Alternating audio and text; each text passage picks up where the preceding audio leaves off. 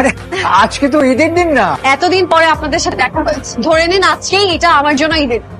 বিয়ে শাদী করবা না? আন্টি আমাকে বিয়ের সাথে কথা বলেন না তো, আমার লজ্জা লাগে। মেয়েটাকে আমার খুব পছন্দ হয়েছে, তোদের দুজনকে তো খুব মানায়। এটা কি বলতেছো তুমি? আমি আসলে ওকে ওই অ্যাঙ্গেলে দেখি না। আরে ওই অ্যাঙ্গেল দেখিস না, এখন থেকে দেখতে শুরু কর। ভালোবাসাটা এখন তোর কাছে একটা সাদা খাতার মতো, লিখতে শুরু করে দে, তারপর দেখবি একটা সময় এটা ভালোবাসার একটা গল্প হয়ে গেছে।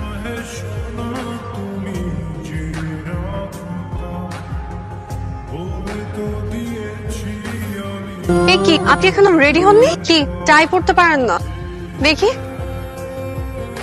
সত্যি সত্যি ছেলের রোমান্স দেখতে কিন্তু খুব ভালো লাগছে, তাই না? ছেলেটা বড় হয়ে গেছে, প্রেম করছে। আরে ওর প্রেমটা তো আমি শুরু করাই দিছি।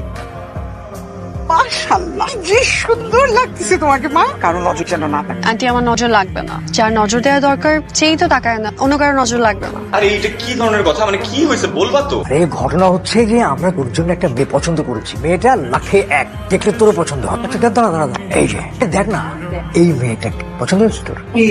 রাজি না? মানা করে দেবো? দেখো তোমরা তো ভালো। আপনাকে আমি বলছি বিয়ের প্রস্তাব দিতে, আপনি আমাকে বিয়ের প্রস্তাব দিবেন অথচ আমাকে জিজ্ঞেস করবেন না যে আমি রাজি আছি কিনা। আসলে ওই বাবা এমন ভাবে বললো, আসলে তখন আমি। তার মানে আপনার পছন্দ না, আপনার বাবা মার পছন্দ, তাই তো? আচ্ছা তোমার কি কাউকে পছন্দ? জি, আমি যাকে পছন্দ করি তাকে বিয়ে করব, ওকে ছাড়া আমি কাউকেই বিয়ে করব। কি হলো, আমরা এখানে আসছি কেন? আমার পছন্দের মানুষের সাথে দেখা করবেন না? ওই তোমার বয়ফ্রেন্ড। সে আমার সামনেই দাঁড়িয়ে আছে। ভালোবাসা কি সেটা বোঝার পর থেকেই তোকে ভালোবেসেছি, কিন্তু যাকে ভালোবাসি সে আমার নয়। এই ধ্রুব সত্যটা আমি কখনোই মেনে নিতে চাইনি, কিন্তু কতবার বোঝাতে চেয়েছি তোমার থেকে দূরে থাকবো, তোমাকে ভুলে যাব, কিন্তু মন কখনোই আমার কথা শোনেনি। বলেন কি?